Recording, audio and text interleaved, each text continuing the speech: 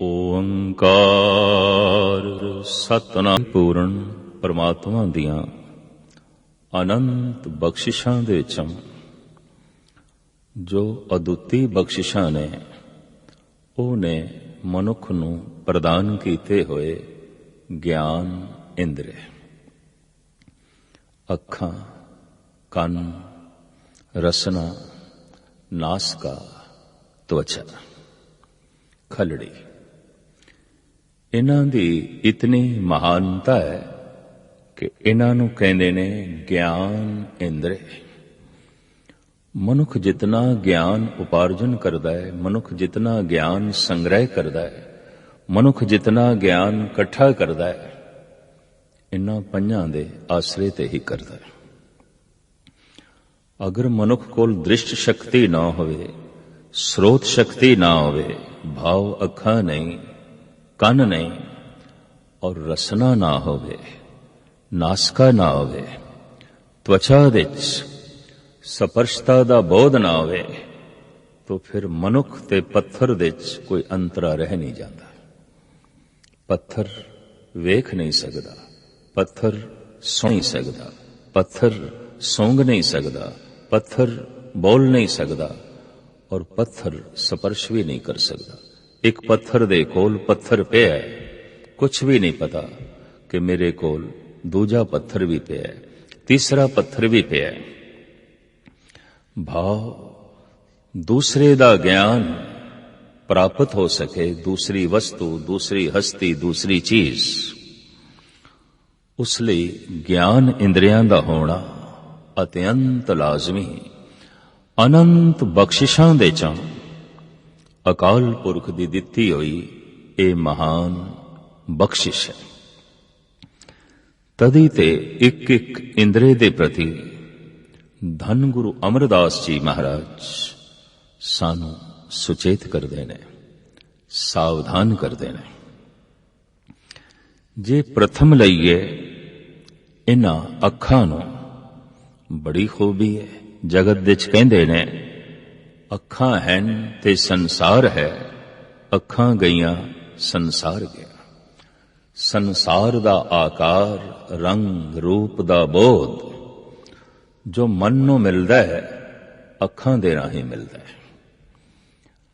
ਔਰ ਨੇਤਰਹੀਣ ਮਨੁੱਖ ਦਇਆ ਦਾ ਪਾਤਰ ਹੈ, ਉਹਦੇ ਕੋਲ ਆਕਾਰ ਦਾ ਗਿਆਨ ਨਹੀਂ। ਅਗਰ ਉਸਦਾ ਪਰਿਵਾਰ ਵੀ ਹੈ, ਮਾਂ ਸਾਹਮਣੇ ਹੈ, ਮਾਂ ਦੇ ਆਕਾਰ ਦਾ ਉਸਨੂੰ ਬੋਧ ਨਹੀਂ ਹੈ। ਪਿਤਾ ਸਾਹਮਣੇ ਬੈਠਾ ਹੈ, ਪਿਤਾ ਦੇ ਰੰਗ ਰੂਪ ਦਾ ਉਸਨੂੰ ਗਿਆਨ ਨਹੀਂ ਹੈ। ਭੈਣ ਵੀ ਸਾਹਮਣੇ ਬੈਠੀ ਹੈ, ਭਰਾ ਵੀ ਸਾਹਮਣੇ ਬੈਠਾ ਹੈ, ਪਰ ਉਸਦੇ ਨੈਣ ਨਕਸ਼ ਕੈਸੇ ਨੇ, ਉਹਦਾ ਆਕਾਰ ਕੈਸਾ ਹੈ, ਕੁਛ ਵੀ ਬੋਧ ਨਹੀਂ। ਪਦਾਰਥਾਂ ਦਾ ਰੰਗ ਰੂਪ ਕੀ ਹੈ, ਕੁਛ ਵੀ ਪਤਾ ਨਹੀਂ। ਅਗਰ ਉਸਦੀ ਗ੍ਰਸਤ ਜ਼ਿੰਦਗੀ ਹੋਵੇ, ਪਤਨੀ ਹੋਵੇ ਜਾਂ ਪਤੀ ਹੋਵੇ, ਨੇਤਰਹੀਣ ਇਸਤਰੀ ਦਾ ਕੀ ਰੰਗ ਹੈ, ਕੀ ਆਕਾਰ ਹੈ, ਕੀ ਰੂਪ ਹੈ, ਕੋਈ ਵੀ ਬੋਧ ਨਹੀਂ, ਕੋਈ ਵੀ ਬੋਧ ਨਹੀਂ। ਆਕਾਰ ਦੀ ਵੀ ਆਪਣੀ ਮਹਾਨਤਾ ਹੈ। 80% ਗਿਆਨ ਬੈਰੂਨੀ, ਬਾਹਰ ਦਾ।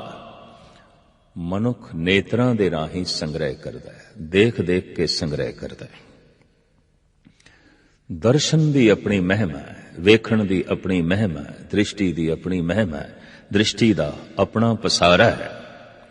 ਇੱਕ ਸਾਇੰਟਿਸਟ ਅਗਰ ਉਸਦੀ ਦ੍ਰਿਸ਼ਟੀ ਕੰਮ ਨਹੀਂ ਕਰਦੀ ਤਾਂ ਫਿਰ ਸਾਇੰਟਿਸਟ ਦਾ ਸਾਰਾ ਵਿਕਾਸ, ਇੱਕ ਵਿਗਿਆਨਕ ਦੀ ਸਾਰੀ ਬੁੱਧ ਰੁਕ ਜਾਏਗੀ।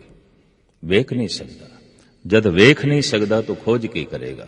ਜਦ ਵੇਖ ਨਹੀਂ ਸਕਦਾ ਪਦਾਰਥ ਨੂੰ, ਕਿਸੇ ਵਸਤੂ ਨੂੰ, ਕਿਸੇ ਹਸਤੀ ਨੂੰ, ਤਾਂ ਉਸਦੇ ਬਾਰੇ ਉਹ ਬੋਧ ਕੀ ਦੇ ਸਕਦਾ? ਉਸਦੇ ਬਾਰੇ ਉਹ ਜਾਣਕਾਰੀ ਕੀ ਹਾਸਲ ਕਰ ਸਕਦਾ ਹੈ?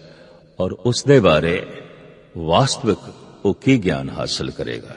ਅੱਖਾਂ ਦੀ ਆਪਣੀ ਮਹਿਮਾ ਹੈ, ਪਰ ਅੱਖਾਂ ਦੀ ਇੱਕ ਆਪਣੀ ਕਮਜ਼ੋਰੀ ਹੈ। ਅੱਖਾਂ ਸਾਰੇ ਸੰਸਾਰ ਨੂੰ ਦੇਖ ਸਕਦੀਆਂ, ਸੂਰਜ, ਚੰਦ, ਤਾਰਿਆਂ ਨੂੰ ਦੇਖ ਸਕਦੀਆਂ ਨੇ। ਅੱਖਾਂ ਉੱਚੀਆਂ ਉੱਚੀਆਂ ਇਮਾਰਤਾਂ ਨੂੰ ਦੇਖ ਸਕਦੀਆਂ ਨੇ, ਪਹਾੜਾਂ ਨੂੰ ਦੇਖ ਸਕਦੀਆਂ ਨੇ, ਸੂਖਸ਼ਮ ਤੋਂ ਸੂਖਸ਼ਮ ਚੀਜ਼ਾਂ ਨੂੰ ਦੇਖ ਸਕਦੀਆਂ ਨੇ, ਅਸਥੂਲ ਤੋਂ ਅਸਥੂਲ ਚੀਜ਼ ਨੂੰ ਦੇਖ ਸਕਦੀਆਂ ਨੇ, ਪਰ ਦੋ ਅੱਖਾਂ ਦੀ ਆਪਣੀ ਇੱਕ ਕਮਜ਼ੋਰੀ, ਦੋ ਅੱਖਾਂ ਆਪਣੇ ਆਪ ਨੂੰ ਨਹੀਂ ਵੇਖ ਸਕਦੀਆਂ। ਇੱਕ ਅੱਖ ਨਹੀਂ ਵੇਖ ਸਕਦੀ ਆਪਣੇ ਆਪ ਨੂੰ, ਮੈਂ ਕੈਸੀ ਹਾਂ। ਵੇਖਣ ਲਈ ਦਰਪਣ ਦਾ ਸਹਾਰਾ ਲੈਣਾ ਪੈਂਦਾ ਹੈ, ਸ਼ੀਸ਼ਾ ਦਾ ਸਹਾਰਾ ਲੈਣਾ ਪੈਂਦਾ ਹੈ। ਅੱਖ ਨੂੰ ਵੀ ਵੇਖਣ ਵਾਸਤੇ ਇਹ ਅੱਖ ਕੈਸੀ ਹੈ, ਮੇਰੀ ਅੱਖ ਕੈਸੀ ਹੈ, ਕਿਸ ਤਰ੍ਹਾਂ ਦੀ ਹੈ। ਇਹਦੇ ਪੁਤਲੇ ਕਾਲੇ ਨੇ, ਨੀਲੇ ਰੰਗ ਦੀ ਹੈ, ਵੱਡੀ ਹੈ, ਛੋਟੀ ਹੈ, ਮ੍ਰਿਗਨੈਣ ਨੇ ਜਾਂ ਆਮ ਪੱਧਰ ਦੀਆਂ ਅੱਖਾਂ ਨੇ। ਇਹ ਬੋਧ ਦਰਪਣ ਤੋਂ ਮਿਲੇਗਾ, ਦੂਸਰੇ ਤੋਂ ਮਿਲੇਗਾ। ਅੱਖ ਨੂੰ ਨਹੀਂ ਵੇਖ ਸਕਦੀ। ਅੱਖ ਪਹਾੜਾਂ ਨੂੰ ਵੇਖ ਸਕਦੀ ਹੈ, ਪਰ ਅੱਖ ਦੇ ਅੰਦਰ ਇੱਕ ਨਿੱਕੀ ਜਿਹੀ ਰੜਕ ਪੈ ਗਈ ਹੈ, ਨਹੀਂ ਵੇਖ ਸਕਦੀ। ਦੂਸਰਾ ਚਾਹੀਦਾ, ਤੀਸਰਾ ਚਾਹੀਦਾ। ਦੂਸਰੇ ਨੂੰ ਕਹਿੰਦੇ ਹਾਂ ਅਸੀਂ, ਜ਼ਰਾ ਵੇਖ ਮੇਰੀ ਅੱਖ ਦੇ ਚ ਕੀ ਪੈ ਗਿਆ। ਹੱਦ ਹੋ ਗਈ। ਇਹ ਅੱਖਾਂ ਜੋ ਪਹਾੜਾਂ ਨੂੰ ਵੇਖ ਸਕਦੀਆਂ ਨੇ, ਸੂਰਜ ਚੰਦ ਤਾਰਿਆਂ ਨੂੰ ਵੇਖ ਸਕਦੀਆਂ ਨੇ, ਅੱਖ ਦੇ ਅੰਦਰ ਪਈ ਹੋਈ ਰੜਕ ਨਹੀਂ ਵੇਖ ਸਕਦੀਆਂ। ਔਰ ਨਿੱਕੀ ਜਿਹੀ ਇਹ ਰੜਕ, ਨਿੱਕਾ ਜਿਹਾ ਇਹ ਤਿਨਕਾ ਵੇਖਣ ਦੇ ਚ ਅੱਖਾਂ ਅਸਮਰਥ ਨੇ। ਭਾਵ ਵੇਖਣ ਲਈ ਕੋਈ ਦੂਰੀ ਚਾਹੀਦੀ ਹੈ। ਇਹ ਦੂਰ ਦੇ ਹੀ ਦਰਸ਼ਨ ਕਰ ਸਕਦੇ ਨੇ। ਅੱਖਾਂ ਵਾਸਤਵਿਕ ਇੰਜ ਕਹਿ ਲਈਏ ਦੂਰਦਰਸ਼ਨ ਹੀ ਨੇ। ਅੱਖਾਂ ਦੇ ਉੱਪਰ ਕਿਤਾਬ ਰੱਖ ਲਈਏ, ਨਹੀਂ ਪੜ੍ਹ ਸਕਾਂਗੇ, ਕਿਉਂਕਿ ਅੱਖਾਂ ਨੂੰ ਅੱਖਰ ਹੀ ਨਹੀਂ ਦਿਖਾਈ ਦੇਣਗੇ। ਅੱਖਾਂ ਦੇ ਉੱਤੇ ਕੋਈ ਤਸਵੀਰ ਰੱਖ ਲਈਏ, ਨਹੀਂ ਵੇਖ ਸਕੇਗੀ। ਅੱਖ ਦੂਰਦਰਸ਼ਨ ਹੈ, ਦੂਰਦਰਸ਼ਨ ਦਾ ਹੀ ਬਹੁਤ ਕਰਾਂਦੀ ਹੈ। ਕੁਛ ਨਾ ਕੁਛ ਦੂਰੀ ਚਾਹੀਦੀ ਹੈ। 1 ਫੁੱਟ ਦੀ ਦੂਰੀ, 10 ਫੁੱਟ ਦੀ ਦੂਰੀ, 100 ਫੁੱਟ ਦੀ ਦੂਰੀ ਚਾਹੀਦੀ ਹੈ। ਇੰਜ ਕਹਿ ਲਓ, ਅੱਖਾਂ ਦਾ ਨਾਂ ਹੀ ਹੋਣਾ ਚਾਹੀਦਾ ਹੈ ਦੂਰਬੀਨ। ਕੁਛ ਨਾ ਕੁਛ ਦੂਰੀ ਚਾਹੀਦੀ ਹੈ ਤਾਂ ਇਹ ਬੀਨ ਕਹਿੰਦੇ ਨੇ ਵੇਖਣੇ ਨੂੰ। ਫਾਰਸੀ ਦਾ ਲਫ਼ਜ਼ ਬੀਨਾਈ, ਵੇਖਣਾ। ਦੂਰਬੀਨ, ਦੂਰ ਤੋਂ ਵੇਖਣਾ। ਬਿਲਕੁਲ ਅੱਖਾਂ ਦੇ ਕੋਲ ਹੈ, ਅੱਖ ਨਹੀਂ ਵੇਖ ਸਕਦੀ। ਅੱਖਾਂ ਤੇ ਦੂਰਬੀਨ ਨੇ, ਥੋੜੀ ਥੋੜੀ ਦੂਰੀ ਚਾਹੀਦੀ ਹੈ, ਅੱਖ ਵੇਖ ਸਕਦੀ ਹੈ। ਲੇਕਿਨ ਬਹੁਤ ਨਿਕਟਤਾ ਹੈ, ਬਹੁਤ ਨਿਕਟਤਾ ਹੈ, ਨਹੀਂ ਵੇਖ ਸਕਦੀ। ਪਰ ਅੱਖ ਦੇ ਚ ਰੜਕ ਪੈ ਗਈ, ਤਿਨਕਾ ਪੈ ਗਿਆ। ਜਦ ਅੱਖ ਨੂੰ ਉਹ ਨਹੀਂ ਦਿਖਾਈ ਦਿੰਦਾ, ਪਰ ਅੱਖਾਂ ਦੇ ਵਿੱਚ ਜੋ ਬੈਠਾ ਹੈ, ਜਿਹਦੀ ਸ਼ਕਤੀ ਨਾਲ ਅੱਖਾਂ ਵੇਖ ਰਹੀਆਂ ਨੇ, ਇਹ ਅੱਖਾਂ ਕਿਸ ਤਰ੍ਹਾਂ ਵੇਖਣਗੀਆਂ ਉਸ ਨੂੰ। ਇਸ ਵਾਸਤੇ ਕਲਯੁਗ ਦੇ ਅਵਤਾਰੀ ਪੁਰਸ਼ ਧੰਨ ਗੁਰੂ ਨਾਨਕ ਦੇਵ ਜੀ ਮਹਾਰਾਜ ਨੂੰ ਕਹਿਣਾ ਪਿਆ, ਨਾਨਕ ਸੇ ਅਖਣੀਆਂ ਬੇਅਨ ਜਿਨੇ ਦਿਸੰਦੋ ਮਾਂ ਪਿਰੀ। ਉਹ ਅੱਖਾਂ ਹੋਰ ਨੇ, ਹੋਰ ਨੇ, ਹੋਰ ਨੇ, ਜਿਨ੍ਹਾਂ ਨਾਲ ਪਰਮਾਤਮਾ ਨੂੰ ਵੇਖੀਦਾ, ਈਸ਼ਵਰ ਨੂੰ ਵੇਖੀਦਾ। ਗੁਰੂ ਨਾਨਕ ਦੇਵ ਜੀ ਮਹਾਰਾਜ ਨੇ ਐਲਾਨੀਆਂ ਕਹਿ ਦਿੱਤਾ, ਅੰਧੇ ਇਹ ਨਾ ਆਖੀਆਂ ਜਿਨ ਮੁਖ ਲੋਇਣ ਨਾਏ, ਅੰਧੇ ਸੇ ਨਾਨਕਾ ਜੋ ਖਸਮੋਂ ਗੁੱਥੇ ਜਾਏ। ਬਿਲਕੁਲ ਉਹਨਾਂ ਨੂੰ ਅੰਧਾ ਨਾ ਆਖੋ ਜਿਨ੍ਹਾਂ ਨੂੰ ਪਦਾਰਥ ਨਹੀਂ ਦਿਖਾਈ ਦਿੰਦੇ, ਦੂਰ ਦੀਆਂ ਚੀਜ਼ਾਂ ਨਹੀਂ ਦਿਖਾਈ ਦਿੰਦੀਆਂ, ਵਸਤੂਆਂ ਨਹੀਂ ਦਿਖਾਈ ਦਿੰਦੀਆਂ, ਮਨੁੱਖ ਨਹੀਂ ਦਿਖਾਈ ਦਿੰਦੇ, ਸੰਸਾਰ ਨਹੀਂ ਦਿਖਾਈ ਦਿੰਦਾ। ਉਸ ਨੂੰ ਅੰਧਾ ਆਖੋ ਜੋ ਨਿਕਟ ਤੋਂ ਨਿਕਟ ਨਿਰੰਕਾਰ ਹੈ, ਰੋਮ ਰੋਮ ਦੇ ਚ ਰਮਿਆ ਹੋਇਆ, ਜਿਸ ਨੂੰ ਉਹ ਨਹੀਂ ਦਿਖਾਈ ਦਿੰਦਾ, ਉਹ ਅੰਧਾ ਹੈ, ਉਹ ਅੰਧਾ ਹੈ। ਇੰਜ ਕਹਿ ਲਓ, ਇੱਕ ਦੂਰ ਦੇ ਤਲ ਦਾ ਅੰਧਾ ਹੈ, ਇੱਕ ਨਿਕਟ ਦੇ ਤਲ ਦਾ ਅੰਧਾ ਹੈ। ਇਹ ਦੂਰ ਦੇ ਤਲ ਦੇ ਅੰਧੇ, ਦੂਰਦਰਸ਼ਨ, ਜਿਨ੍ਹਾਂ ਨੂੰ ਦੂਰ ਦੀਆਂ ਚੀਜ਼ਾਂ ਦਿਖਾਈ ਦੇ ਸਕਣ, ਇਸ ਤਰ੍ਹਾਂ ਦੇ ਅੰਧਿਆਂ ਦੀ ਤਾਦਾਦ ਸੰਸਾਰ ਦੇ ਵਿੱਚ ਬਹੁਤ ਜ਼ਿਆਦਾ ਨਹੀਂ ਹੈ, ਬਹੁਤ ਜ਼ਿਆਦਾ ਨਹੀਂ ਹੈ, ਥੋੜੇ ਨੇ, ਥੋੜੇ ਨੇ। ਸਾਰੀ ਦੁਨੀਆ ਦੇ ਅੰਧਿਆਂ ਦੀ ਗਿਣਤੀ ਕਰੀਏ ਤੇ ਦੁਨੀਆ ਦੀ ਕੁੱਲ ਆਬਾਦੀ ਦਾ ਇਹ 1% ਹਿੱਸਾ ਵੀ ਨਹੀਂ ਬਣਦੇ। ਬਹੁਤ ਥੋੜੇ ਨੇ, ਬਹੁਤ ਥੋੜੇ ਨੇ, ਬਹੁਤ ਥੋੜੇ ਨੇ, ਜਿਨ੍ਹਾਂ ਨੂੰ ਦੂਰ ਦੇ ਦਰਸ਼ਨ ਨਹੀਂ ਆਉਂਦੇ। ਜਾਂ ਇੰਜ ਕਹਿ ਲਓ, ਜਿਨ੍ਹਾਂ ਦੀਆਂ ਅੱਖਾਂ ਦੂਰ ਦਰਸ਼ਨ ਨਹੀਂ ਨੇ, ਇਸ ਤਰ੍ਹਾਂ ਦੇ ਨੇਤਰਹੀਣ, ਇਸ ਤਰ੍ਹਾਂ ਦੇ ਅੰਧੇ ਬਹੁਤ ਥੋੜੇ, ਬਹੁਤ ਥੋੜੇ। ਪਰ ਜਿਨ੍ਹਾਂ ਨੂੰ ਨਿਕਟ ਦੇ ਦਰਸ਼ਨ ਨਹੀਂ ਆਉਂਦੇ, ਉਸ ਪ੍ਰਭੂ ਦੇ ਦਰਸ਼ਨ ਨਹੀਂ ਹੁੰਦੇ ਜੋ ਨੇੜੇ ਤੋਂ ਨੇੜੇ, ਨਿਕਟ ਤੋਂ ਨਿਕਟ, ਨਿਕਟ ਤੋਂ ਨਿਕਟ। ਉਹਨਾਂ ਅੰਧਿਆਂ ਨਾਲ ਸਾਰਾ ਸੰਸਾਰ ਭਰਿਆ ਵੇ। ਜਗਤ ਅੰਧਾ ਹੈ, ਨਿਕਟ ਤੋਂ ਨਿਕਟ ਜੋ ਪ੍ਰਮਾਤਮਾ ਹੈ ਨਹੀਂ ਦਿਖਾਈ ਦਿੰਦਾ। ਜਗਤ ਦੂਰ ਦੇ ਤਲ ਤੇ ਸੁਜਾਖਾ ਹੈ, ਨਿਕਟ ਦੇ ਤਲ ਤੇ ਅੰਧਾ ਹੈ। ਇੰਜ ਕਹਿ ਲੋ, ਮਨੁੱਖ ਦੀਆਂ ਅੱਖਾਂ ਦੂਰ ਦਰਸ਼ਨ ਨੇ, ਨਿਕਟ ਦਰਸ਼ਨ ਨਹੀਂ ਨੇ। ਦੂਰ ਦਰਸ਼ਨ ਨੇ, ਨਜ਼ਦੀਕ ਦਰਸ਼ਨ ਨਹੀਂ ਨੇ, ਨਿਕਟ ਦਰਸ਼ਨ ਨਹੀਂ ਨੇ। ਇਸਦਾ ਮਤਲਬ ਜੋ ਨੇੜੇ ਤੋਂ ਨੇੜੇ ਹੈ, ਜਦ ਦਿਖਾਈ ਨਹੀਂ ਦਿੰਦਾ ਤਾਂ ਉਸ ਦਾ ਗਿਆਨ ਵੀ ਨਹੀਂ, ਜਦ ਦਿਖਾਈ ਨਹੀਂ ਦਿੰਦਾ ਤਾਂ ਉਸ ਦਾ ਬੋਧ ਵੀ ਨਹੀਂ। तो सारा संसार ईश्वर दे तल ते अज्ञानी मनिया जाएगा, ज्ञानी नहीं, अज्ञानी। क्योंकि पदार्थ दा बोध है, परमात्मा दा ज्ञान नहीं है। संसार दा ज्ञान है, निरंकार दा ज्ञान नहीं है। शरीर दा ज्ञान है, आत्मा दा ज्ञान नहीं है। फल फूल वनस्पति रंग रूप आकार दा ज्ञान है, पर जो आकार तो रहत निराकार है उसका ज्ञान नहीं है। अंधा है मनुख परमात्मा दे तल ते, अध्यात्मक तल ते। उर्दू दे हो गुजरे इस सदी दे मायानाज शायर डॉक्टर मोहम्मद इकबाल वो कहते ने, दिले बीना भी कर खुदा से तलब कि आंख का नूर दिल का नूर नहीं। इस्लाम विच अरदास लई लवस, प्रार्थना लई जो शब्द है वो है दुआ। भी खुदा दे अगों दुआ कर रहे हैं, कुछ मंग रहे हैं। ये आलम, ये अनुभवी पुरुष कहता है, खुदा दे कोलों, प्रभु दे कोलों जद तू दुआ करें, उस दे अगों दुआ करें, तो खुदा दे कोलों ये भी मंगया कर, ऐ खुदा वो अखां दे जिड़ियां तैनू वेख सकन। दिले बीना भी कर खुदा से तलब कि आंख का नूर दिल का नूर नहीं। इल्म में भी सरूर है लेकिन ये वो जन्नत है जिसमें हूर नहीं। होवेगा अक्षरी ज्ञान दे च भी कुछ सरूर, होवेगा अखरी बोधां दे च भी कोई सूझ ते समझ, लेकिन इस दे च सरूर नहीं है, इस दे च मस्ती नहीं है, इस दे च वो रस नहीं है जिस दे नाल आकार दे जगत दे सारे रस बेरस हो जाते ने। तो ये आलम कहंदा है, मंगया कर उस अख नूं जो निकट तो निकट है, देख सके। जगत दे सारे संबंध भी दूर ने और कई दफा ते बहुत दूर चले जाते हैं। मां दा संबंध, पिता दा संबंध, भरावां दा संबंध, भैणां दा संबंध, पत्नी दा संबंध, पति दा और बच्चे अक्सर हर वक्त नाल नहीं होंदे, दूर हो जाते हैं। कई दफा ते मौत उन्हां नूं हमेशा लई दूर कर देंदी है, हादसे हमेशा लई दूर कर देंदे ने। पर कितने भी नेड़े होवन फिर भी दूर ने। 1 फुट की दूरी, 2 फुट की दूरी, 10 फुट की दूरी, आखिर दूरी है।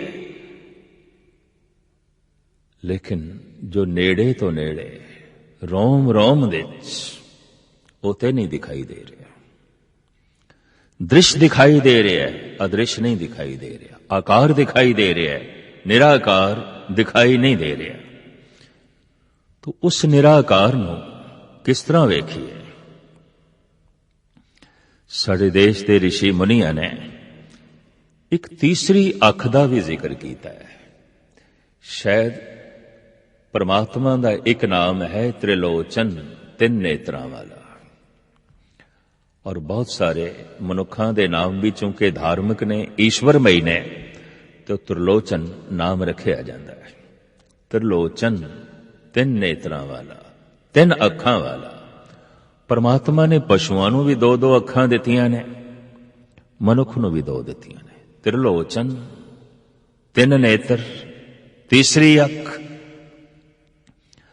वाकई विद्वान इस त्रिकुटी दे 2 अखां दे मध दे तीसरी अख मनदे ने। वो है ऐसी अख जो अदृश्य है। कई दफा तो ये दो अखां भी बंद हो जांदियां, संसार भी नहीं दिखाई देंदा, रिश्ता टुट जाता है, तां भी तीजी अख नहीं खुलती। जीवन यात्रा उसकी सफल मननी चाहिए है। दो अखां बंद होवन उस तो पहले तीसरी अख खुले।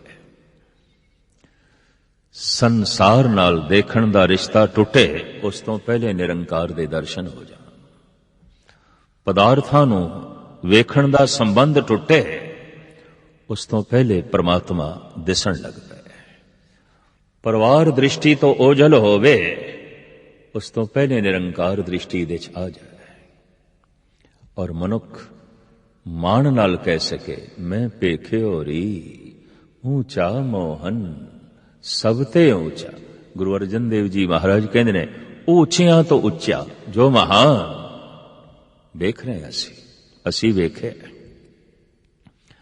भगत कबीर उस तीजे नेत्र नूं भी दो दो नेत्रां नाल तशबीह देंदे ने। दोए दोए लोचन पेखा हाँ हर बिन अवर न देखा। मैं ते वेख रहा, हरि तो बिना हुण कुछ भी नहीं दिखाई देंदा, हरि ही दिखाई देंदा। दरअसल तीजा नेत्र इन्हां दो अखां दे समा जांदा है। वो तीजी अख इन्हां दो अखां नूं महान कर देंदी है। कई दफा देखे है, खुशी विच, महान खुशी विच अखां पहले नालों ज्यादा खुल जांदियां, वड्डियां हो जांदियां। जिसनों मन देखना चाहता है और देख के रस मिले, देख के खुशी मिले, अख वड्डी हो जाती है। जिसनों मन देखना ही नहीं चाहता और देख के दुख होवे, देख के घृणा पैदा होवे, देख के दुविधा पैदा होवे, अख छोटी हो जाती है, अख छोटी हो जाती है। पर जिस दिन प्रभु की झलक मिलती है और वो तीसरी शक्ति दृश्य शक्ति इन्हां दो नेत्रां दे समांदी है, ये दो अखां बहुत महान हो जांदियां, बहुत वड्डियां हो जांदियां ने। सारा ब्रह्मंड ब्रह्म दा रूप जो है दिखाई देण लग पैंदा है। धन गुरु गोबिंद सिंह जी महाराज एक दिन प्रसन्न होके भाई साहब भाई नंद लाल नूं कहंदे ने, पुरखा तू कुछ मंग, तू कुछ मंग, असी तेरी झोली दे च पाईए, तेनू दे के सानू खुशी होवेगी, तू मंग सानू खुशी होवेगी। हैं ऐसे रिश्ते जिन्हां नू दे के खुशी मिलती है और दुनिया दे च हैं ऐसे संबंध जिन्हां कोल खो के खुशी मिलती है। खो लईए इन्हां दा, खो लईए, धन खो लईए, संपदा खो लईए, इज्जत मान मर्यादा खो लईए, मौका मिल जाए तो जिंद जान भी खो लईए। हैं ऐसे भी हैं जिन्हां कोल खो के सुख मिलता है, जिन्हां कोल खो के आनंद मिलता है। पर दुनिया दे हैं ऐसे जिन्हां नूं दे के खुशी मिलती है, दे के प्रसन्नता मिलती है, दे के आनंद मिलता है। इसनूं संपदा दे दईए, इसनूं धन दे दईए, इसनूं मान प्रतिष्ठा दे दईए, इनू मान सन्मान दे दईए और जे किधरे लोड़ पै जाए तो इसनूं अपनी जिंद जान दे दईए। दे के भी खुशी मिलती है, खो के भी खुशी मिलती है। जो अपना है, अजीज है, बहुत प्यारा है, बहुत प्यारा है, मन नू चंगा लगता है, उन्होंने देख के खुशी मिलती है, दे के खुशी मिलती है। अखां वड्डियां हो जांदियां। जिस नाल घृणा है, जिस नाल वैर है, जिस नाल दुविधा है, उस कोल खो के खुशी मिलती है, अख छोटी हो जाती है, अख वेखना भी नहीं चाहती उसको।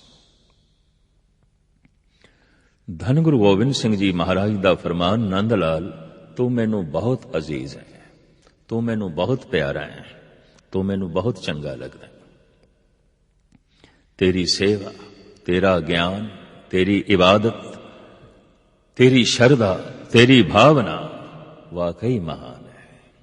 तू कुछ मंग, असी तेनू देईए, तू मंगे ये साडी खुशी, असी तेनू देईए ये साडी प्रसन्नता, ये साडा आनंद, तू मंग। भाई साहब भाई नंद लाल मंग करते हैं। ये गल वखरी है कि भाई साहब दा सारा कलाम ਪਰਸ਼ੀਅਨ ਦੇ 'ਚ ਹੈ, ਫਾਰਸੀ ਜ਼ੁਬਾਨ ਦੇ 'ਚ ਹੈ।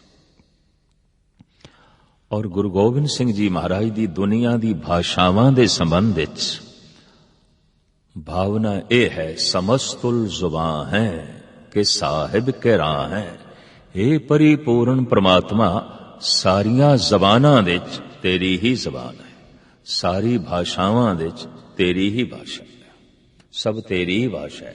ਜਦ ਸਭ ਕੁਝ ਤੈਥੋਂ ਆਇਆ ਹੈ तो भाषा भी तैथों आई है, जब सब कुछ तैथों आया है तो जबान भी तैथों ही आई है, जब जबान तैथों आई है तो जबान तो निकले अखर भी तैथों ही आए ने और किधरों नहीं आए।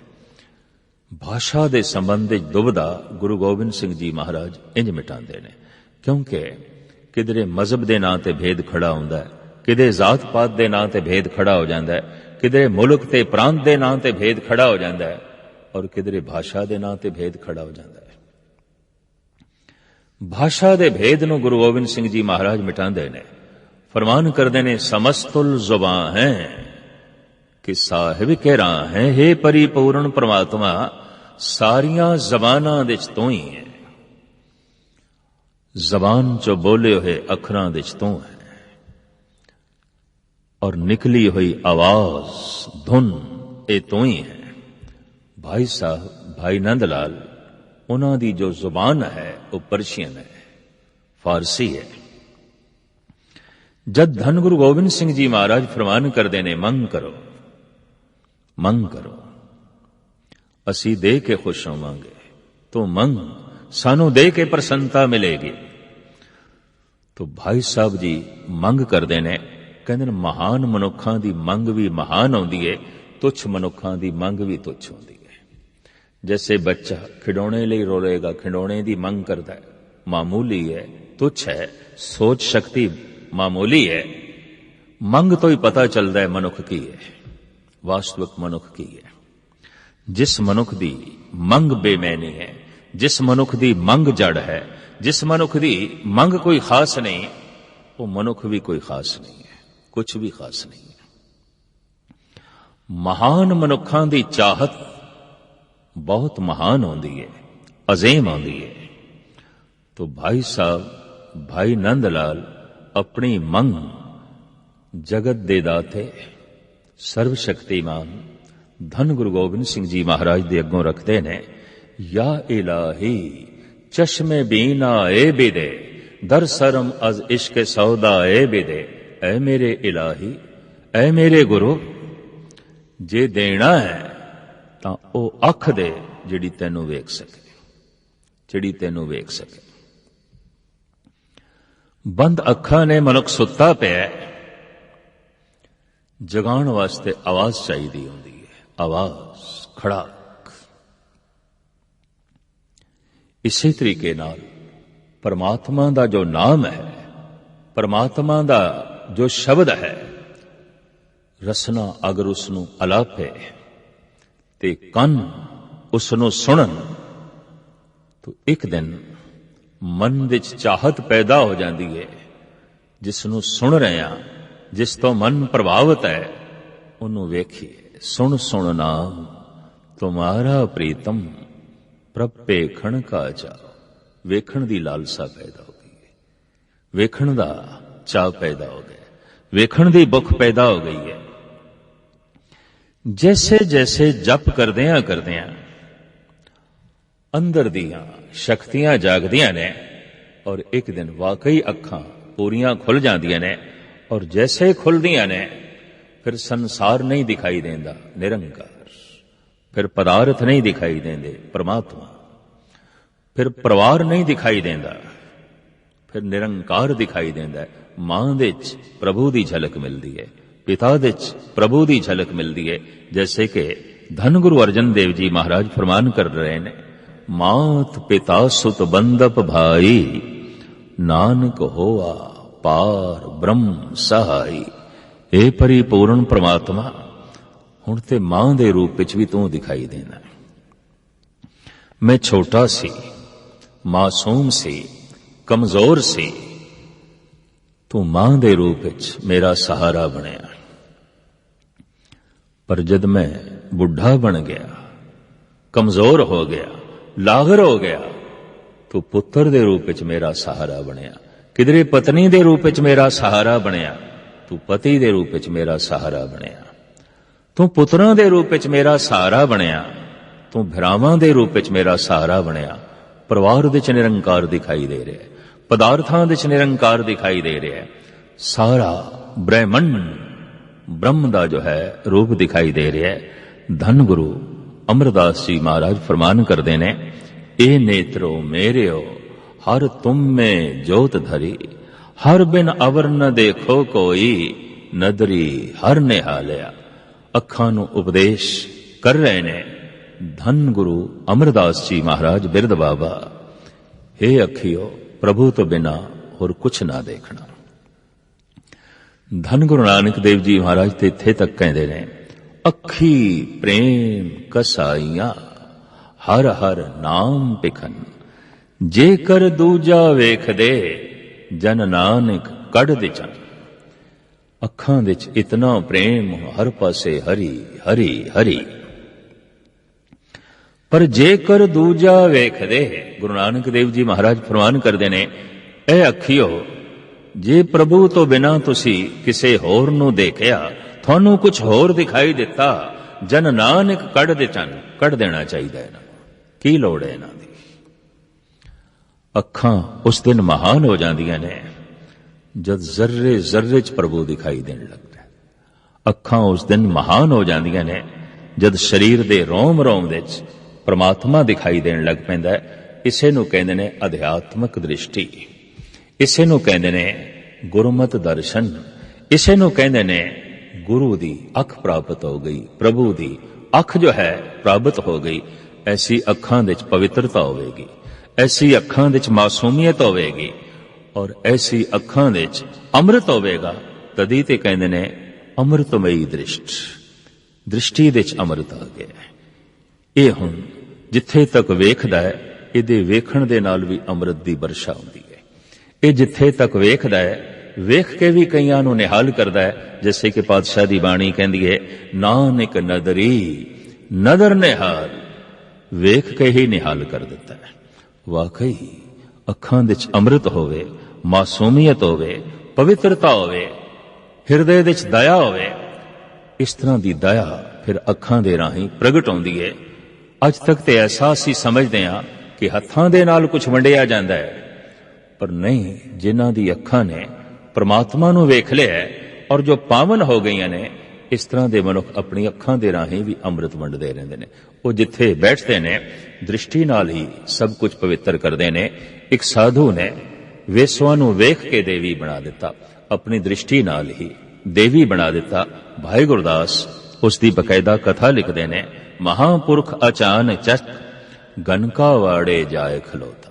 ਗਨਕਾ ਦੇ ਘਰ ਚਲਾ ਗਿਆ, ਦੇਖਿਆ ਕਿ ਦ੍ਰਿਸ਼ਟੀ ਕੀ ਮਾਰੀ, ਗਨਕਾ ਦੇਵੀ ਹੋ ਗਈ। ਉਹਦੀ ਰਸਨਾ ਤੋਂ ਵੀ ਰਾਮ ਨਾਮ ਦੀ ਧੁਨੀ ਬੁਲੰਦ ਹੋ ਗਈ, ਉਹ ਵੀ ਰਾਮ ਰਾਮ ਕਹਿਣ ਲੱਗ ਪਈ। ਗੰਦੇ ਗੀਤ ਗਾਣ ਵਾਲੀ, ਫੈਸ਼ ਅਲਾਪ ਕਰਨ ਵਾਲੀ, ਅੱਜ ਰਾਮ ਨਾਮ ਦਾ ਅਲਾਪ ਕਰਨ ਲੱਗ ਪਈ। ਨੇਤਰ ਉਸ ਦਿਨ ਮਹਾਨ ਸਮਝ ਲੈਣੇ ਜਦ ਅੱਖਾਂ ਅੰਮ੍ਰਿਤ ਵੰਡਣ ਲੱਗ ਪੈਣ, ਔਰ ਅੱਖਾਂ ਉਸ ਦਿਨ ਅੰਮ੍ਰਿਤ ਵੰਡਦੀਆਂ ਨੇ ਜਿਸ ਦਿਨ ਪੂਰੀਆਂ ਖੁੱਲ ਜਾਣ, ਔਰ ਪੂਰੀਆਂ ਉਸ ਦਿਨ ਖੁੱਲਦੀਆਂ ਨੇ ਜਿਸ ਦਿਨ ਪੂਰਾ ਮਿਲ ਜਾਂਦਾ ਹੈ। ਪੂਰਨ ਪਰਿਪੂਰਨ ਪਰਮਾਤਮਾ ਪ੍ਰਾਪਤ ਜੈਸੇ ਹੁੰਦਾ ਹੈ, ਅੱਖਾਂ ਪੂਰੀਆਂ ਖੁੱਲ ਜਾਂਦੀਆਂ ਨੇ। ਇਸੇ ਨੂੰ ਹੀ ਧੰਨ ਗੁਰੂ ਨਾਨਕ ਦੇਵ ਜੀ ਮਹਾਰਾਜ ਕਹਿੰਦੇ ਨੇ, ਮਹਾਨ ਅੱਖ ਦੀ ਪ੍ਰਾਪਤੀ ਹੋ ਗਈ ਹੈ। ਔਰ ਇਸੇ ਨੂੰ ਆਖਿਆ ਹੈ ਅਦ੍ਰਿਸ਼ ਅੱਖ, ਅੱਖੀ ਬਾਝੋਂ ਵੇਖਣਾ ਬਿਨ ਕੰਨਾ ਸੁਣਨਾ। ਇਹੀ ਹੈ ਅੱਖਾਂ ਤੋਂ ਬਿਨਾਂ ਵੇਖਣਾ, ਭਾਵ ਅਨੁਭਵ ਦੀ ਅੱਖ, ਅੰਮ੍ਰਿਤਮਈ ਦ੍ਰਿਸ਼ਟੀ, ਪਰਮਾਤਮਾ ਦੀ ਦ੍ਰਿਸ਼ਟੀ। ਐਸੇ ਮਨੁੱਖ ਦੀਆਂ ਅੱਖਾਂ ਮਨੁੱਖ ਦੀਆਂ ਅੱਖਾਂ ਨਹੀਂ ਨੇ, ਪਰਮਾਤਮਾ ਦੀਆਂ ਅੱਖਾਂ ਨੇ, ਗੁਰੂ ਦੀਆਂ ਅੱਖਾਂ ਨੇ। ਅੱਖਾਂ ਉਸ ਦਿਨ ਮਹਾਨ ਜਦ ਇਹ ਅੱਖਾਂ ਹੀ ਪ੍ਰਭੂ ਦੀ ਅੱਖਾਂ ਬਣ ਜਾਣ, ਇਹ ਅੱਖਾਂ ਹੀ ਪਰਮਾਤਮਾ ਦੀ ਅੱਖਾਂ ਬਣ ਜਾਣ, ਇਹ ਅੱਖਾਂ ਹੀ ਗੁਰੂ ਦੀ ਅੱਖਾਂ ਬਣ ਜਾਣ। ਇਸੇ ਨੂੰ ਕਹਿੰਦੇ ਨੇ ਅਧਿਆਤਮਕ ਦ੍ਰਿਸ਼ਟੀ। ਅੱਖਾਂ ਆਪਣੀ ਮੰਜ਼ਿਲ ਤੱਕ ਪਹੁੰਚ ਗਈਆਂ ਕਿਉਂਕਿ ਅੱਖਾਂ ਹੀ ਪਰਮਾਤਮਾ ਹੋ ਗਈਆਂ।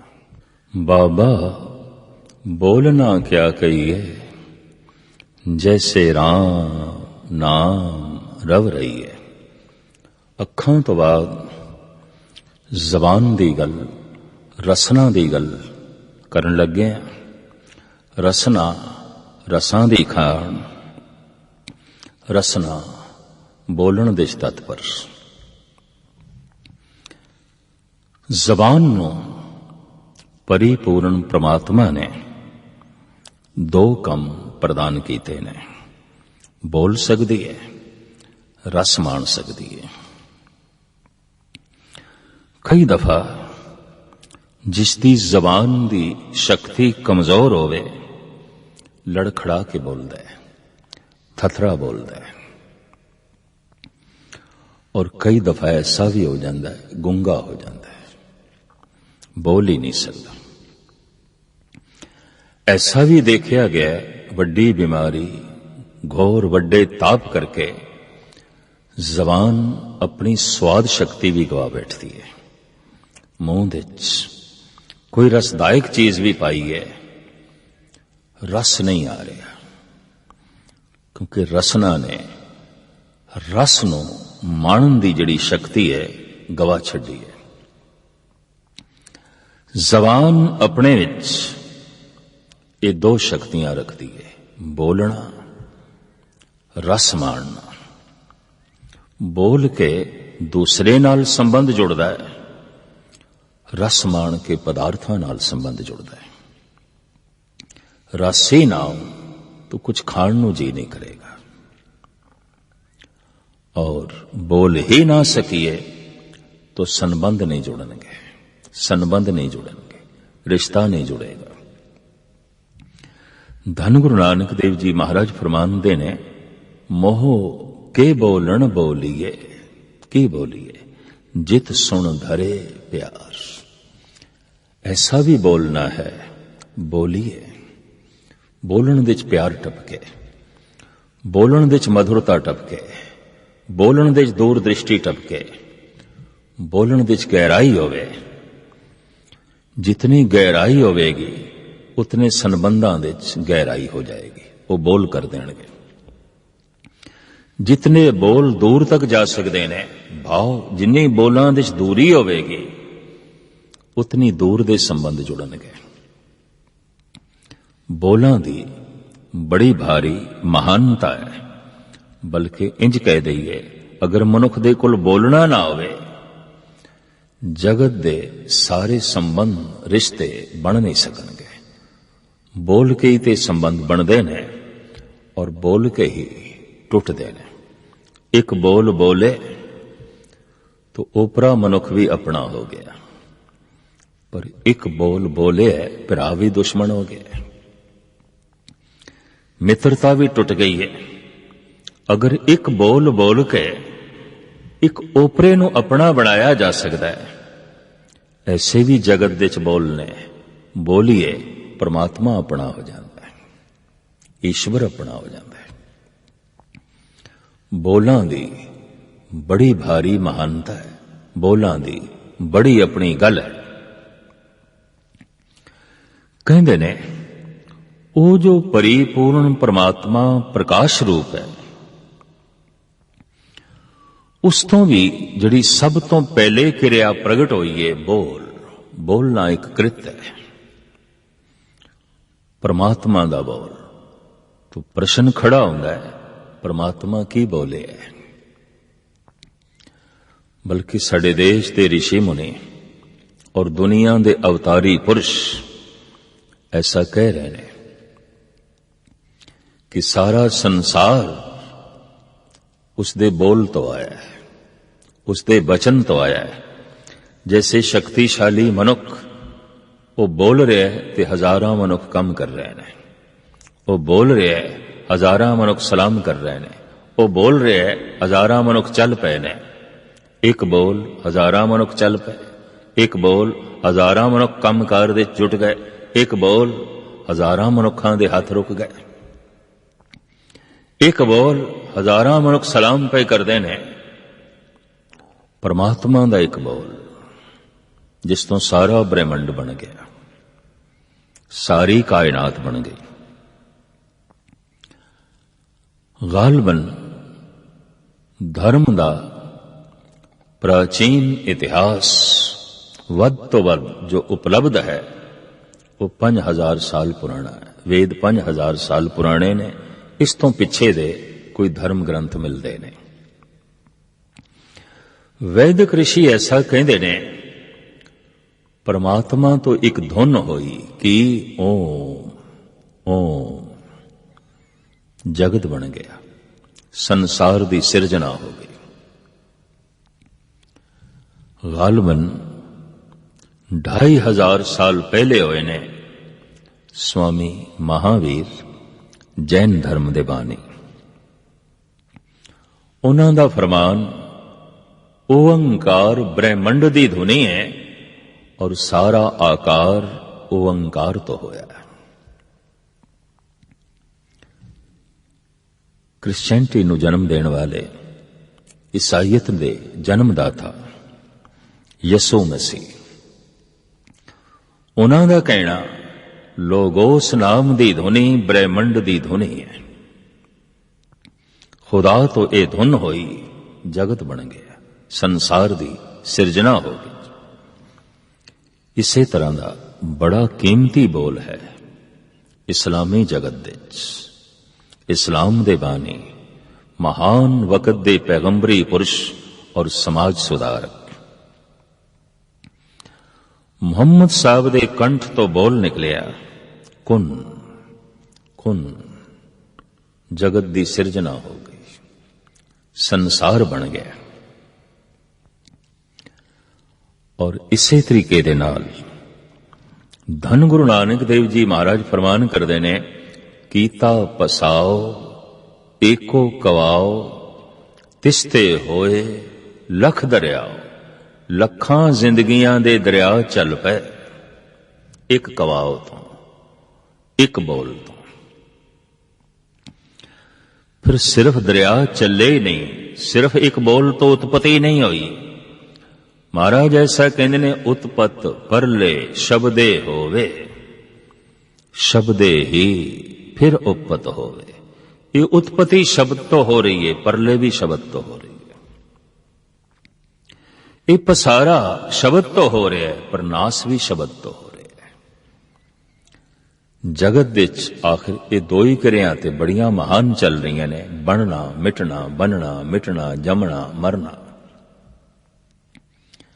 हर आकार जन्म लैंदा है, हर आकार मिट जाता है। दृश्य अदृश्य सूक्ष्म अस्थूल जड़ चेतन जन्म लेंदे ने, मरण हो जाता है, उत्पत होंदे ने, खत्म हो जाते ने, आउंदे ने, जाउंदे ने। ये आवना जावना महाराज कह रहे ने इक्को ही द्वार तो हो रहा है। जैसे किसी मकान का मुखी द्वार है और उस तो मैं बाहर होया तो मैं प्रश्न करा, मेरा ऐसा सवाल होवे, मैं इस मकान दे अंदर किस तरह प्रवेश करा? तो सियाणा मनुख मैनू यही आख सकता है, जिस तरह जिस द्वार दे राही तू बाहर आया है, इसे राही अंदर चला जा। जैसे किसी महल का मुख द्वार एक है और आवना जावना उसे एक द्वार तो हो रहा है। शब्द तो ही उत्पत्ति हो रही है, शब्द तो ही परले हो रही है। शब्द ही ऐसा द्वार है, संसार का आवना जावना हो रहा है।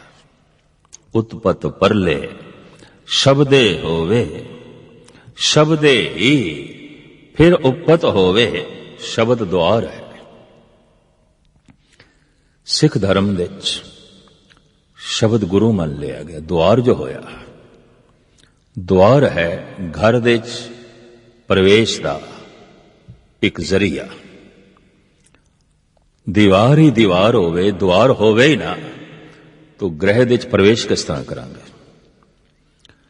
जिस दा द्वार ही नहीं, उते कब्र होवेगी, घर नहीं होवेगा। उते मड़ी होवेगी, घर नहीं होवेगा। द्वार करके वो घर कहलांदा है, क्योंकि उहदे च आमना जावना है।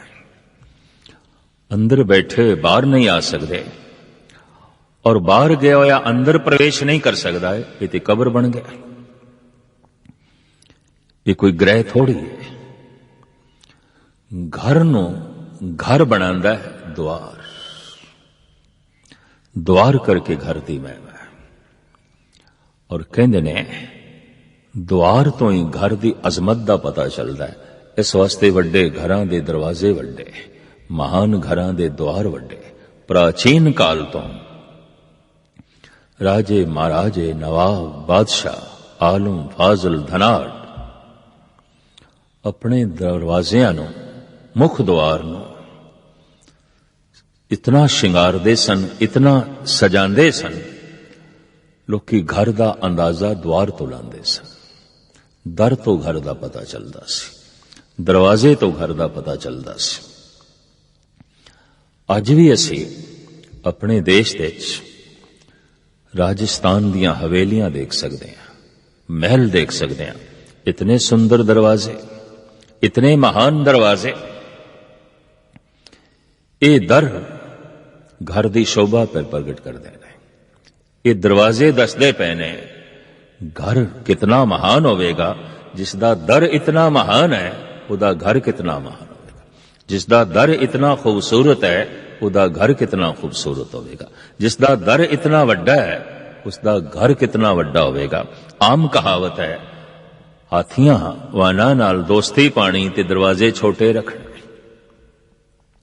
नहीं, वड्डे आकार, वड्डियां वस्तुआं वड्डे दरवाजियां दे राहीं आ सकदियां ने, जा सकदियां ने। सिख जगत विच गुरु नूं द्वार आखिया जांदा है। दरवाजा, गुरु द्वारा। गुरु द्वार है, दरवाजा है। अगर गुरु द्वार है तो परमात्मा घर है। परमात्मा घर है बहुत वड्डा, गुरु द्वार है बहुत वड्डा, बहुत वड्डा। और भगत कबीर ऐसा कहते हैं, ये दरवाजा कदी बंद नहीं होता, किसे लिए भी बंद नहीं होता। जै दर आवत जात हो हटके नाही कोय, सो दर कैसा छोड़िए जो दर ऐसा होए। जिस दर ते किसे नु भी रोक नहीं आण जाण दी। जैसे मैं नास्तिक बना, मैं ईश्वर नु इनकार करदा, मैनू कौन रोकेगा? कोई कानून नहीं, कोई समाजिक नियमावली नहीं भी तू नास्तिक क्यों है, तेनू सजा दी जाएगी। मैं नास्तिक हो सकदा, मैं इनकार कर सकदा, मैं कह सकदा मैं इस दरवाजे दे प्रवेश नहीं करना, भावें खुला है तो खुला। कोई नास्तिक ये कहता है मैं इस दरवाजे दे प्रवेश नहीं करना। कोई भगत ते संत कहता मैं इस घर तो हुण बाहर निकलना ही नहीं, अंदर ही रहना, प्रभु दे विच रहना है, परमात्मा दे जो है रहना है। भगत सिरमौर श्री रविदास जी महाराज कहते ने, ज्यों ज्यों सैर करे त्यों भावे, महरम महल न को अटकावे। जिस दिन दा प्रभु मेरा महरम बने, मेरा अपना बने, हुण मेनू समझ आ गई है उस दे महल दा जिहड़ा द्वार है उस ते अटक नहीं है, किसी नू रोकिया नहीं जाता, आवना जावना खुला है। जै दर आवत जात हो हटके नाही कोय, सो दर कैसा छोड़िए जो दर ऐसा होए। जैसे जैसे दरवाजा वड्डा होवेगा, महल वड्डा होवेगा, वो दरवाजा बहुता बंद होवेगा, किसे किसे वक्त खुलेगा और किसे किसे लिए खुलेगा। हर एक लिए खुला नहीं है और हर वक्त भी खुला नहीं है, क्योंकि महल बहुत वड्डा, दरवाजा बड़ा महान। जितना वड्डा दर उतना वड्डा पहरा, जितना वड्डा घर और घर दे साजो समान उतना ही ज्यादा दर बंद। वो दर खुलदा है किसे किसे वक्त, वो दर खुलदा है किसे किसे लिए, हर वक्त खुला नहीं है और हर एक लिए खुला नहीं है। भगत कबीर कहंदे ने, परमात्मा दा दर हर वक्त खुला है, कदी बंद होंदा ही नहीं। और परमात्मा दा दर हर एक लिए खुला है, ये नहीं किसे लिए बंद ते किसे लिए खुला, हर वक्त खुला है और हर एक लिए खुला है। जैंदर आवत जात हो, हटके नाही कोय, सोदर कैसा छोड़िए, जो दर ऐसा होए। ऐसा एक बोल है, तू प्रवेश कर सकता है प्रभु दे अंदर, और ऐसा एक बोल है तू दूर जा सकता है, बहुत दूर जा सकता है।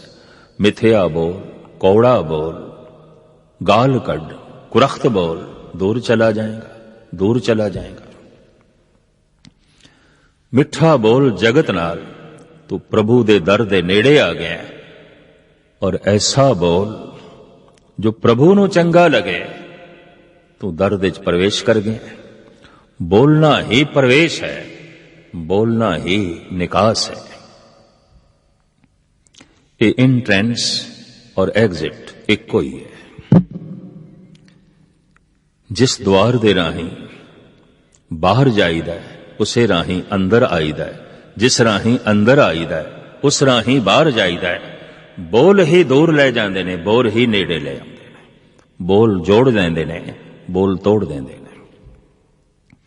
टूट गई प्रीत बुर बोल, बुरा बोल के प्रीत टूट गई, मिठा बोल के प्रीत जुड़ गई।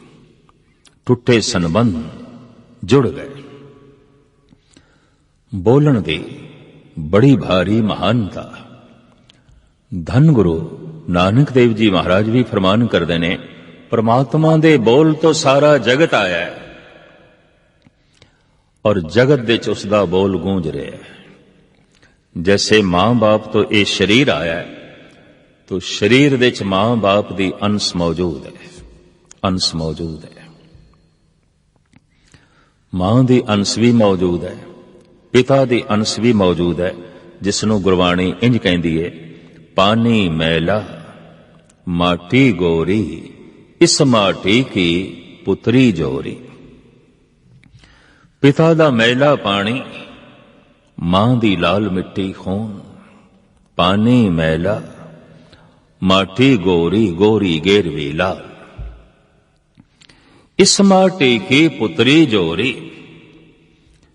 इस तरह मैले पानी नाल, लाल मिट्टी नाल इस शरीर दा चोला बनिया, ये मकान बनिया। इस दे शरीर दे कुछ मां दा योगदान है, कुछ पिता दा। मां बाप दी अंश शरीर दे मौजूद है। शब्द तो संसार आया है, तो संसार दे शब्द मौजूद है, क्योंकि आया जो संसार तो है, और उस शब्द हर वक्त गूंज रहा है। जैसे शरीर दे हर वक्त मां है, शरीर दे हर वक्त पिता है। पिता दी अंश नूं असी अपने शरीर दे चों कढ नहीं सकते। माता दी अंश नूं असी अपनी काया दे चों कढ नहीं सकते। ब्रह्मंड दे चों प्रभु दे बोल नूं असी कढ नहीं सकते, क्योंकि ब्रह्मंड आया ही बोल तो है। सारा आकार आया ही बोलां तो है, तो ना बोलां नूं किस तरह कढिया जाएगा। तो वैदिक ऋषि कहते ने ओ बोल सी ओम। स्वामी महावीर कहते ने ओ बोल सी ओंकार। ईसा कहते ने ओ बोल सी लोगोस। महान पैगंबरी पुरुष मोहम्मद साहब कहते ने बोल सी कुन। धन गुरु नानक देव जी महाराज कहते ने बोल सी ओंकार। ये सारे अवतारी पुरुषां ने वख-वख शब्द की गल क्यों की है, वख-वख आवाज की गल क्यों की है। इस दे उत्ते मैं एक उदाहरण देंदा हुंदा।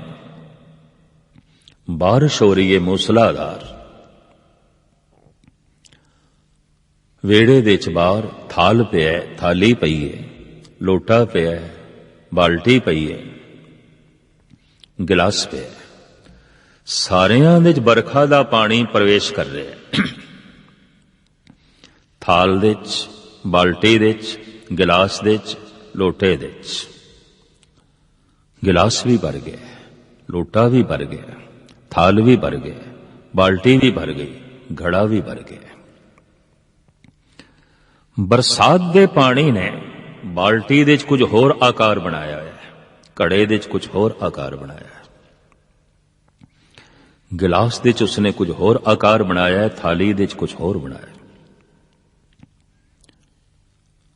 भांडियां करके पानी दा आकार अलग अलग हो गया। पानी तो वही है, जो घड़े दे च पानी है वही बाल्टी दे च है, जो बाल्टी दे च है वही गिलास दे च है, और जो गिलास दे च है वही लोटे दे च है।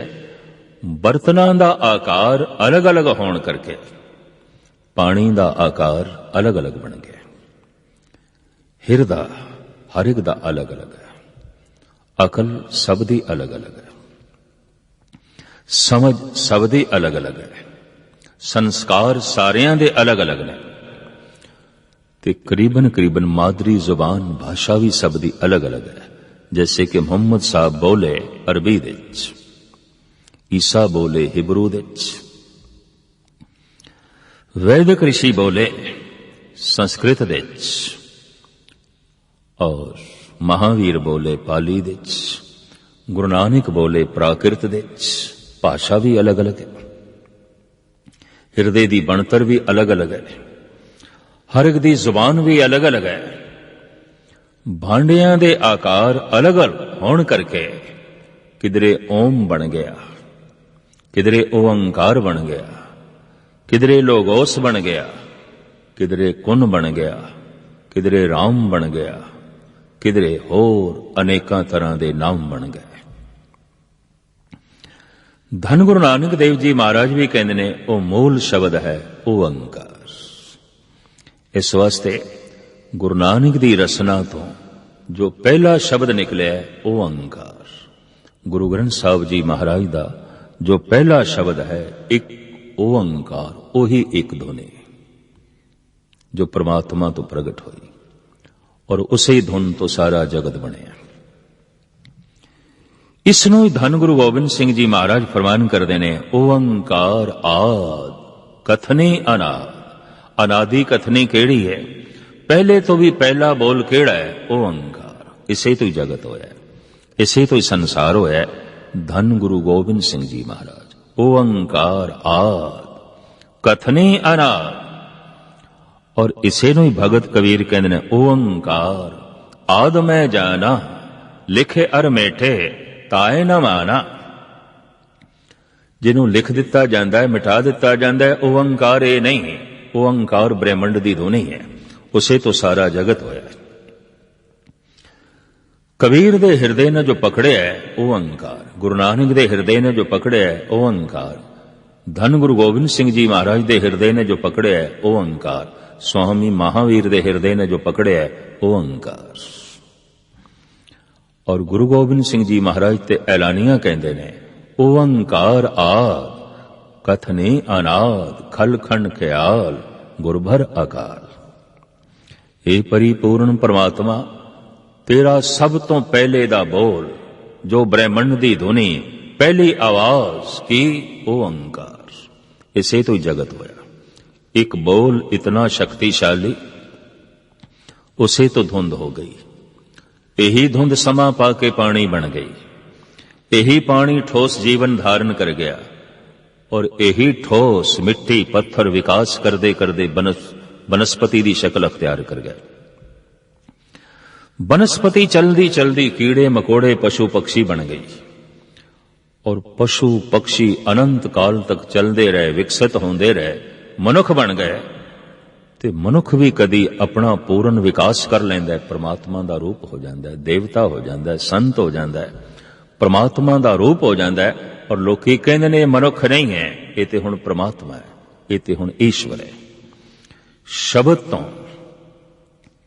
सारा आकार आया, और सब तो चेतन आकार है मनुख। शब्द दे राही उस परमात्मा दे प्रवेश करेगा, और जेड़े प्रवेश कर जाते हैं वो कह देंदे ने असी हुण उसे दा ही रूप हाँ। जैसे धन गुरु तेग बहादुर साहब जी महाराज दा बोल गुर कृपा जय नर को कीनी ते ए जुगत पछानी नानक लीन भयो गोविंद स्यों ज्यों पानी संग पानी। जिस तरह सरिता सागर दे च लीन होके सागर हो गई, असी गोबिंद दे च लीन होके गोबिंद हो गए। भगत कबीर भी ऐसा कहते हैं, अब तो जाए चढ़े सिंहासन, मिले हैं सारंग पानी, राम कबीरा एक भय है, कोई न सके पछानी। हुण कबीर ही राम हो गए। राम दा जो द्वार सी शब्द, ਉਹਦੇ ਚ प्रवेश करके भगत कबीर कहते असी राम हो गए, असी राम दा रूप हो गए। तो जैसे मां बाप तो ये शरीर आया है, शब्द तो ये ब्रह्मंड आया है। अगर शब्द तो ब्रह्मंड आया है तो शब्द दे राही वापस जाएगा। इस वास्ते गुरु नानक देव जी महाराज कहते ने, मोह के बोलन बोलीए, रसना बड़ी महान है। एक कुछ ऐसा बोले प्रभु नाल संबंध जुड़ जाता है, उस अनादि परमात्मा दे प्रवेश मिल जाता है। पर ਇਹਦੇ बोल दूर भी ले जाणगे। मनुख एक बोल ऐसा बोल देंदा है, मां तो दूर हो जाता है, रिश्ता टूट जाता है। एक बोल ऐसा बोल देंदा है, पत्नी ने बोले है कि पति ने बोले है, तलाक तक नौबत चली गई है। सियाणे कहंदे ने, लड़ाई झगड़ियां दे बेशतर कारण, नवे सदी कारण ये रसना है, ये जमान है। चाहे परिवारक झगड़े ने, चाहे मुल्की झगड़े ने, चाहे कौमी झगड़े ने, झगड़ियां दे नवे सदी जो आधारशिला है वो जबान रखती है। बोला तो होंदा है। एक बोल ही बोलिया द्रौपदी ने महाभारत दा युग। ये अंधे दा अंधा है, धृतराष्ट्र अंधा, दुर्योधन उस अंधे पिता दा पुत्र।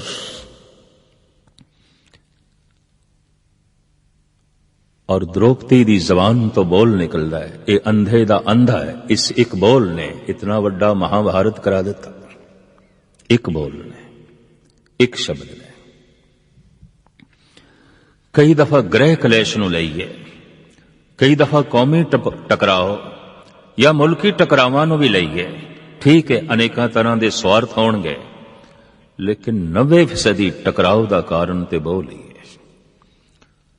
मुदतां दी बनी हुई मित्रता दुश्मनी दे बदल गई, दोस्ती दुश्मनी दे बदल गई, पति पत्नी दे संबंध तलाक तक जा पहुंचे। एक बोल संसारिक रिश्तियां नूं धर्म भरम कर देंदा है, एक बोल मनुख नूं परमात्मा तो भी दूर ले जाता है। इस वास्ते साहिब कहंदे ने, की बोलीए मोह के बोलन बोलीए, जित सुन धरे प्यार की बोलीए। तो गुरु नानक देव जी महाराज कहते अमृत वेला सच नाम वड्याई विचार। अलल सुबह ब्रह्म मुहूर्त विच उठ के तू अपनी जबान दे नाल सिर्फ परमात्मा दे नाम दा ही आलाप कर, बाकी गल छोड़। सिर्फ उस दे नाम दा बोल ही बोल। ये नाम तेनू प्रभु दे ग्रह दे प्रवेश करा देगा और तेनू प्रभु स्वरूप बना देगा। भगत कबीर कहते ने, बाबा बोलना क्या कहिए, जैसे राम नाम रव रहीए। बोलदियां मनुख राम दा रूप हो गया, बोलदियां मनुख निरंकार हो गया। लेकिन बोलदियां मनुख विकार दा रूप भी हो सकता है। इस वास्ते बाणी कहती है, बोलत बोलत बड़े बिकारा, बिन बोले क्या करे बिचारा। बोल के ही निरंकार प्रगट होता है, बोल के ही विकार प्रगट होता है। रसना ऐसा द्वार है जिस तो आवना भी हो रहा है, जावना भी हो रहा है। अगर ये मिठे बोल बोले तो रसना अमृतमयी हो जाती है, क्योंकि रसना ते परमात्मा आ जाता है। प्रभ जी बसे साध की रसना, जिदी जबान ते परमात्मा बैठ गया वो बोल परमात्मा मई है। वो जितना बोलते ने, जेता बोलन तेता ज्ञान, वो जितना ही बोलते ने भगवान ही प्रगट होता है, प्रभु प्रगट होता है। रसना दी उस दिन महानता ते सफलता समझ लो जिस दिन रसना परमात्मा दा रूप हो गई और रसना महारस माणन लग पई। यही रसना दी प्राप्ति दा मुद्दा है, यही लक्ष्य है। इस दी प्राप्ति ही रसना दी सफलता है। सतगुर सारियां दी झोली च ये सफलता पावे।